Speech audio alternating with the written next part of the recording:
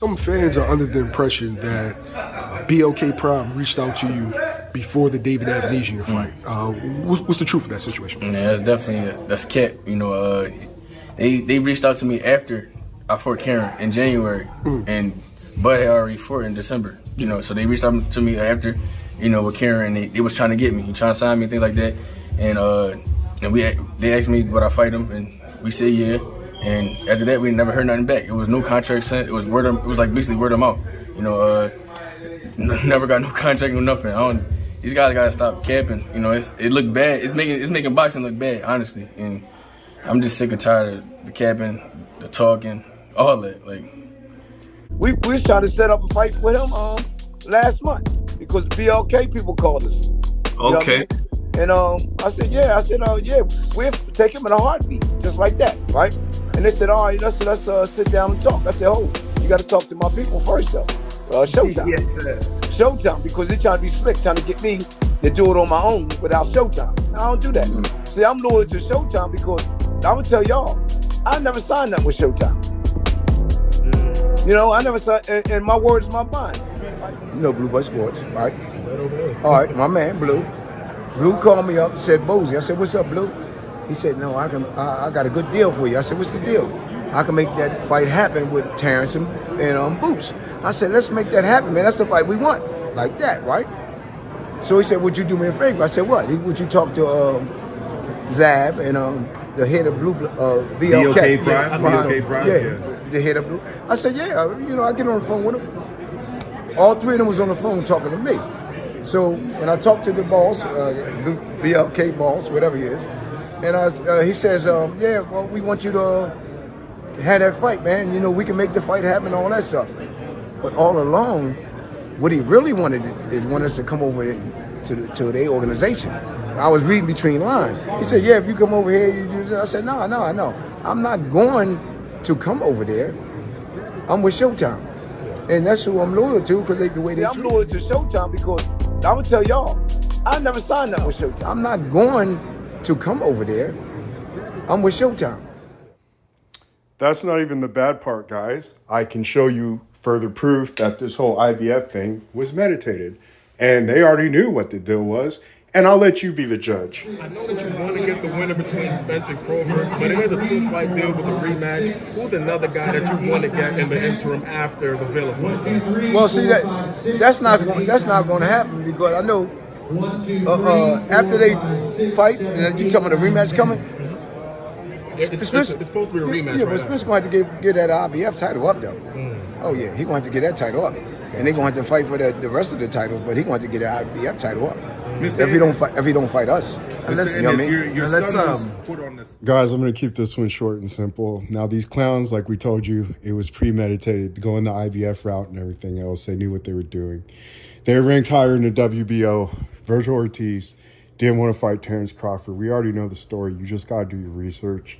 They were like number 3 in the IBF, but again, they obviously got some preferential treatment, and they even knew way back then that they were getting that strap and that Errol Spence and Terrence Crawford, even if they did have a rematch, they would be fighting for just the other belts, and they knew they're getting that strap a long time ago. We already have some clowns. Again, they weren't satisfied with their great fake hype up fighter Errol Spence, so now you've jumped on Jaron and his boots pole. That's fine. You see nothing wrong with what Jaron and his boots and his daddy are doing.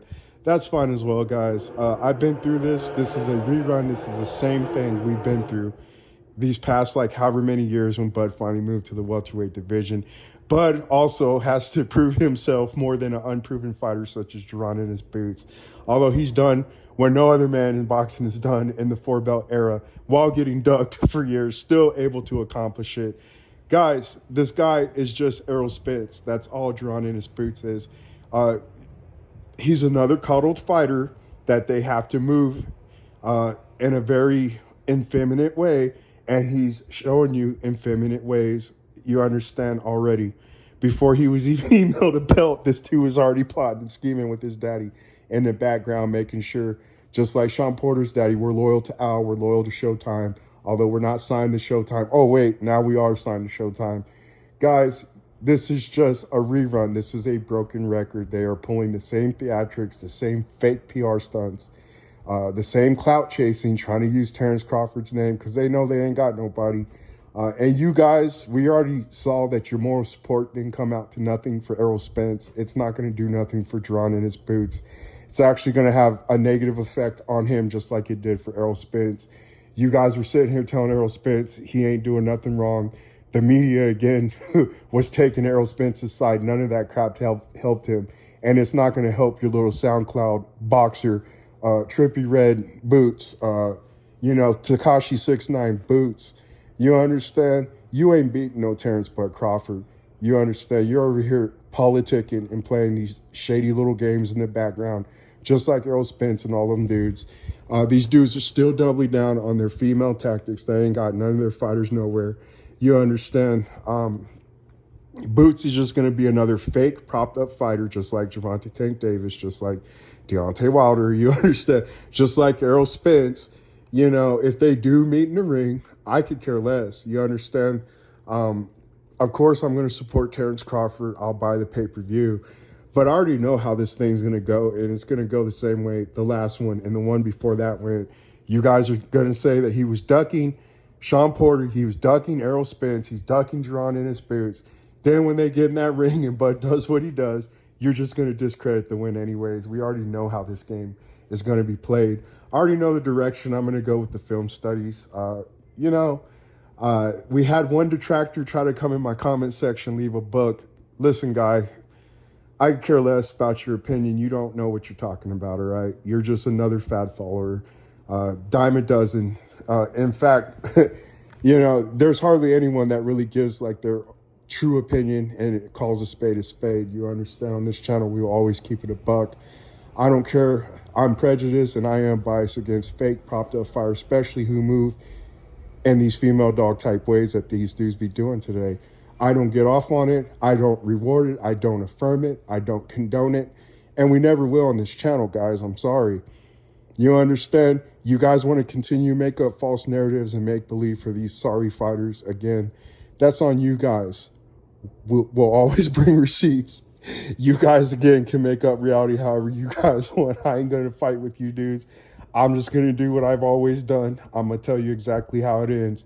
Bud knocks this bum out, and he ain't going to get credit for it. It's the same old thing, but this is a guy he was ducking. You guys even claim he was ducking Sean Porter back in the day. You understand? He ain't never fought a Sean Porter, and you guys always move the goalposts. It's the same thing all over again. It's the same PR stunts, same fake theatrics, same everything. This guy is just another Deontay Wilder who was coddled his whole career. Gervonta Tank Davis, who's been coddled his whole career, still is being moved like a prospect when he's almost 30 years old. Errol Spence, same deal. These dudes fight in these little fake fights where they're supposed to win, and they still be getting exposed and looking bad in their fights. George Sosa had your boy Jaron in his boots, slumped over. He looked like he was, you know what I'm saying? He was just slumped over like he was about to go to sleep and everything. And this was a bum that was not even supposed to even have that much success. Like I said, they moved Jaron in his boots the way they do and have been for a reason. You rather, again, pay the IBF to strip Crawford, you know what I'm saying? Which should have been Errol Spence by your daddy's own admission. You understand? They knew what they were doing the whole time. It was a premeditated duck. And this is just a duck and clout chase. That's all it is, man. And I would not be surprised if they just want to continue this and they're going to try to age Crawford out some more. But what's funny about this is, like, you guys are so dumb. You understand? Even when you use these type of tactics, you're just going to make Crawford a 3-time undisputed champ. After you done robbed his bill and then he wins it back, then what's going to be the next step and who's going to be the next pole you guys jump on, man? This stuff is too laughable, guys. And you guys are still some straight up clowns. I see that you guys still have not learned, even when all the telling signs are there right there in front of your face. I have no respect for Jaron in his boots. I lost respect for him, just like I did Errol Spence when him and Crawford met face to face. Once I got to see what Errol Spence truly was, That's when I was like, okay, I ain't messing around with no Errol Spence no more. You're no different than Keith Thurman, all these other dudes.